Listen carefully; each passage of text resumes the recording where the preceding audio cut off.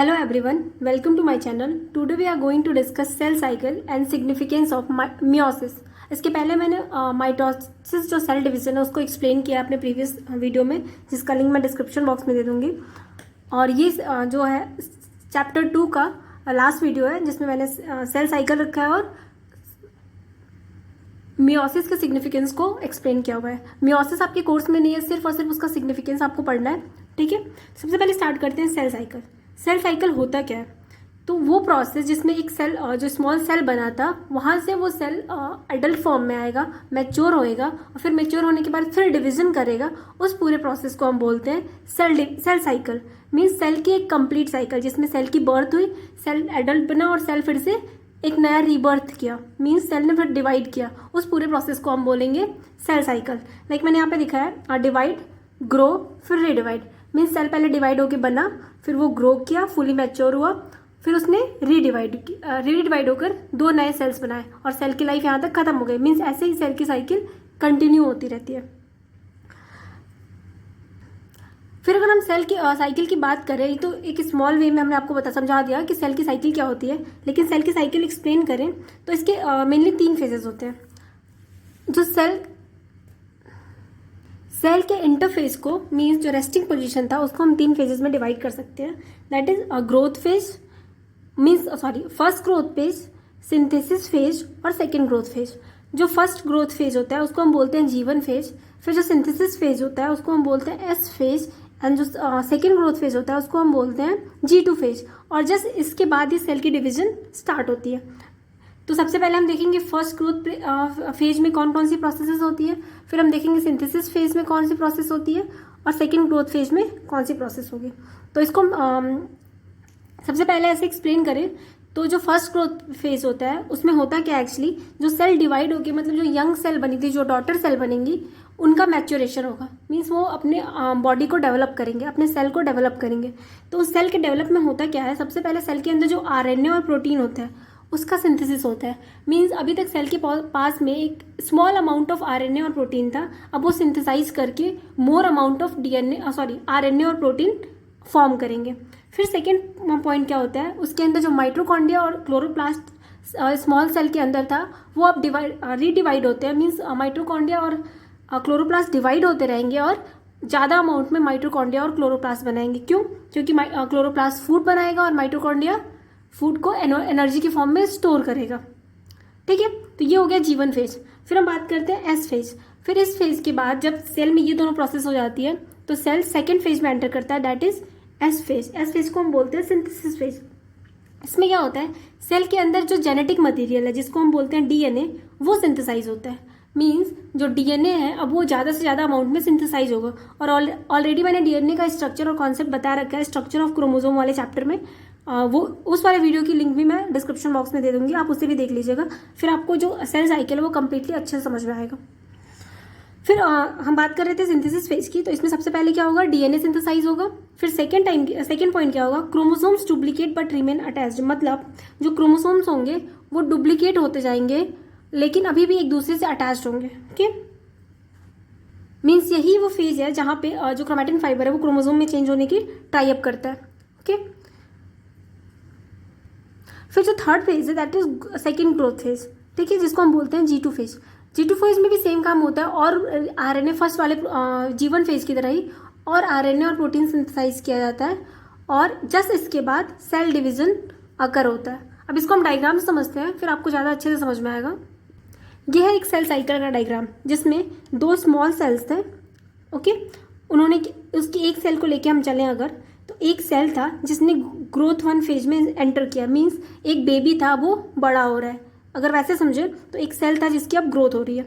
तो इसमें होना क्या क्या है, RNA और प्रोटीन की सिंथेसिस होने वाली है। आपसे पूछा जाता है एग्जाम में कि G1 फेज के 2 इंपॉर्टेंट पॉइंट्स बताओ, तो आप ये लिखोगे RNA and protein synthesize and second one लिखोगे mitochondria and chloroplast divide. Means इसमें RNA और प्रोटीन की सिंथेसिस होगी और इसके अंदर जो सेल के अंदर माइटोकॉन्ड्रिया और क्लोरोप्लास्ट है वो डिवाइड होकर नंबर अपना इंक्रीज करेंगे। फिर इसी टाइम पे सेल की रेस्टिंग पीरियड आती है, थोड़ी देर के लिए सेल रेस्ट करता है, फिर जस्ट उसके बाद वो एंटर कर जाता है सिंथेसिस फेज में। ये पूरी फेज के जो है वो सिंथेसिस फेज में। इस सिंथेसिस फेज में क्या होता है, जो सेल होता है वो अपना DNA को सिंथेसाइज करता है, मीन्स अपने DNA को इंक्रीज करता है, ओके। ओके। और साथ ही साथ जो उसके अंदर क्रोमैटिन फाइबर होता है वो क्रोमोसोम्स में कन्वर्ट होने के टाइप करता है, और लेकिन अभी भी वो अपने जो सेंट्रोसोम है उससे डी अटैच नहीं हुआ होता है, अटैच्ड रहता है, ठीक है। फिर इसके बाद जो सेल है वो एंटर करता है G2 फेज में। G2 फेज जो होती है वो ग्रोथ या फिर सेकेंड ग्रोथ फेज जिसको हम बोलते हैं, इसमें भी प्रोटीन और आरएनए की सिंथेसिस होती है। किसके लिए? एनर्जी के लिए। मींस सेल को डिवीजन के लिए बहुत सारी एनर्जी चाहिए, उसके लिए वो क्या करता है G2 फेज में आरएनए और प्रोटीन फिर से सिंथेसाइज करता है, ओके। और फिर उसकी जैसे ही आरएनए और प्रोटीन का सिंथेसिस कंप्लीट हो जाता है, जो सेल होता है उसके अंदर डिवीजन की प्रोसेस होती है। अगर मान लो हम माइटोसिस डिवीजन हो रहा है तो उसमें कैरियोकाइनेसिस भी होगा और साइटोकाइनेसिस भी होगा, जो ऑलरेडी मैंने प्रीवियस लेक्चर में आपको एक्सप्लेन कर दिया है, ठीक है। और क्या होगा? सेल डिवाइड हो जाएगा, और सेल डिवाइड होने के बाद फिर से 2 डॉटर सेल बना लेगा, और फिर से वो सेम प्रोसेस डॉटर सेल्स के भी साथ होगी। मीन्स डॉटर सेल फिर से G1 फेज में एंटर करेगा, फिर वो S फेज में एंटर करेगा, फिर वो G2 फेज में एंटर करेगा, उसके बाद फिर उसमें डिवीजन की प्रोसेस होगी, और ऐसे ही सेल साइकिल चलती रहती है। तो मेनली सेल साइकिल से क्वेश्चन क्या पूछा जाता है? एक तो आपसे पूछा जाता है कि सेल साइकिल होता क्या है, सेल साइकिल का डायग्राम पूछा जाता है, और साथ ही साथ आपसे पूछा जाता है कि सिंथेसिस फेज में क्या होता है। तो आपको एक्सप्लेन करना पड़ेगा। सिंथेसिस फेज में डीएनए सिंथेसाइज होता है, ठीक है, और क्रोमोसोम डुप्लीकेट होता है और अटैच्ड रहता है एक दूसरे से, ठीक है। वैसे आपसे पूछ लिया गया G1 फेज में क्या होता है, तो आप लिखोगे कि आरएनए और प्रोटीन सिंथेसाइज होता है, माइटोकॉन्ड्रिया और क्लोरोप्लास्ट डिवाइड होता है। एक्सेप्टेड आपसे ये भी पूछा जा सकता है कि किस फेज के बाद सेल डिवीजन की प्रोसेस होती है, दैट इज G2 फेज में second growth phase. Second growth phase के बाद ही सेल डिवीजन की प्रोसेस में एंटर करता है, ठीक है। दैट कुड बी माइटोसिस और मियोसिस। मैंने यहाँ पे माइटोसिस दिखाया, ठीक है। अगर वो सेल सेक्स सेल है या फिर स्पर्म है तो या तो सेक्स सेल है या फिर रिप्रोडक्टिव सेल है तो वो मियोसिस की प्रोसेस होगी वहाँ पे, ओके। तो ये तो थी सेल साइकिल की प्रोसेस। सेल साइकिल के बाद आते हैं हम सिग्निफिकेंस ऑफ मियोसिस। मैंने आपको मियोसिस और माइटोसिस में जो डिफरेंस होता है वो ऑलरेडी प्रोवाइड कर दिया था पिछले वीडियो में। इसमें हम सिर्फ ये एक्सप्लेन करेंगे अगर मियोसिस की कोई प्रोसेस हो रही है तो उस प्रोसेस में एक्चुअली इसकी सिग्निफिकेंस क्या है, ओके। तो सबसे पहले अगर जो डिवीजन आपको याद होगा, डिफरेंस याद होगा आपको, तो आप वहीं से सिग्निफिकेंस निकाल लोगे। स्टिल मैं आपको एक्सप्लेन कर रही हूँ। सबसे पहले क्या होता है, नंबर ऑफ क्रोमोसोम्स हाफ हो जाते हैं। मीन्स जो पेरेंट सेल में नंबर ऑफ क्रोमोसोम होता है, जब उसका डिवीजन हो जाता है, मीन्स जब डॉटर सेल बनती है तो नंबर ऑफ क्रोमोसोम्स के होते हैं जस्ट उसके पेरेंट सेल के हाफ हो जाते हैं। सेकेंड पॉइंट हमने बताया था कि जो माइटोसिस होता है उसमें आइडेंटिकल डॉटर सेल्स बनती है, लेकिन मियोसिस में आइडेंटिकल डॉटर सेल्स नहीं बनती है। डॉटर सेल्स जो होते हैं वो डिफरेंट होते हैं फ्रॉम देयर पेरेंट। तो इसमें एक्जैक्टली होता क्या है, mixing of gene by the method of crossing over. Means chromosome जो होता है उसमें कुछ मिक्सिंग हो जाती है जीन्स की, जिसको हम उस मेथड को हम बोलते हैं क्रॉसिंग ओवर। आपसे पूछा जाता है what is the process of crossing over, तो इसकी डेफिनेशन आप लिखोगे।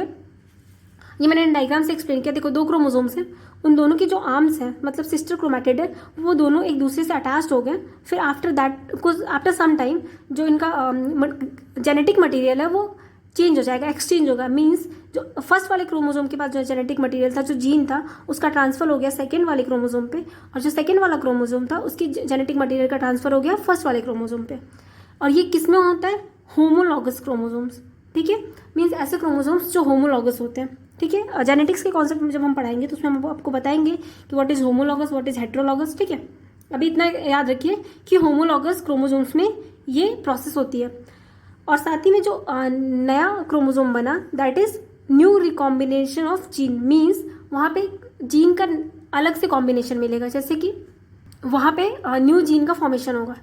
अब जैसे कि डेफिनेशन सबसे पहले देखेंगे, when 2 homologous pair of chromosomes get exchange their chromatin during meiosis to produce a new combination of genes, this process is known as crossing over. मतलब कि 2 ऐसे होमोलॉगस पेयर जो क्या करते हैं, अपने क्रोमोसोम मटेरियल को एक्सचेंज कर लेते हैं। किस प्रोसेस के थ्रू, मियोसिस के थ्रू, ठीक है ना। ये सिर्फ और सिर्फ मियोसिस में प्रोसेस होती है, माइटोसिस में नहीं होती है, ठीक है। तो उस प्रोसेस को हम बोलते हैं क्रॉसिंग ओवर, ओके।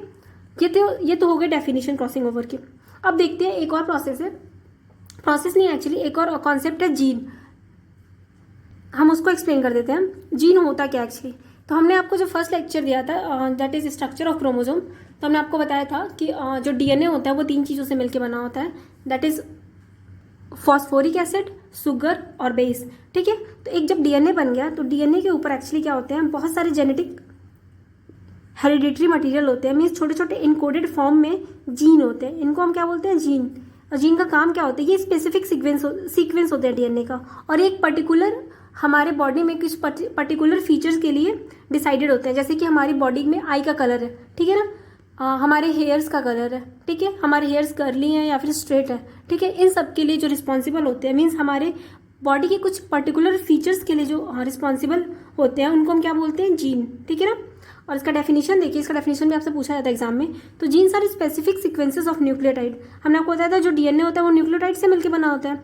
तो किसी भी न्यूक्लियोटाइड का एक स्पेसिफिक सीक्वेंस, ठीक है, ऑन अ क्रोमोजोम, मीन्स उस क्रोमोजोम के ऊपर, और वो करता क्या है, दैट इनकोड पर्टिकुलर प्रोटीन, ठीक है, जो क्या करेगा, किसी एक पर्टिकुलर प्रोटीन को इनकोड करेगा, और वो हमारी बॉडी में क्या करेगा, किसी एक पर्टिकुलर फीचर को एक्सप्रेस करेगा। लाइक हम बात कर ले कलर ऑफ हेयर्स की, जैसे मान लो पेरेंट है हमारा, जैसे कि एक फादर और मदर, ठीक है, और फादर का जो हेयर कलर है वो ब्राउन है, ओके, और जो मदर का हेयर कलर है दैट इज ब्लैक। तो क्या होगा, जो जीन होगा वो दोनों में से किसी एक का चाइल्ड में आएगा। तो उसमें फादर के अगर जीन अगर एक्सप्रेस होता है तो दैट विल बी ब्राउन, और अगर मदर का जीन एक्सप्रेस होता है that will be black, okay. तो जीन हुआ क्या, उस स्पेसिफिक कलर को इनकोड करने वाला क्रोमोसोम या फिर न्यूक्लियोटाइड का सीक्वेंस, ओके। मीन्स पेरेंट के स्पेसिफिक फीचर को एक्सप्लेन करने के लिए, स्पेसिफिक फीचर को इनकोड करके जो डॉटर है उसके अंदर इनबिल्ट करने वाला जो पर्टिकुलर सीक्वेंस होता है उसको हम क्या बोलेंगे, जीन। आई थिंक आपको ये लेक्चर समझ में आया होगा। अगर आपको ये लेक्चर समझ में आ रहा है तो प्लीज़ इस चैनल को लाइक, सब्सक्राइब और शेयर ज़रूर करिएगा। और हाँ, ये चैप्टर 2 का लास्ट वीडियो था, मीन्स ये 3rd वीडियो था, और इसके बाद हम स्टार्ट करेंगे चैप्टर 3। Okay, thank you.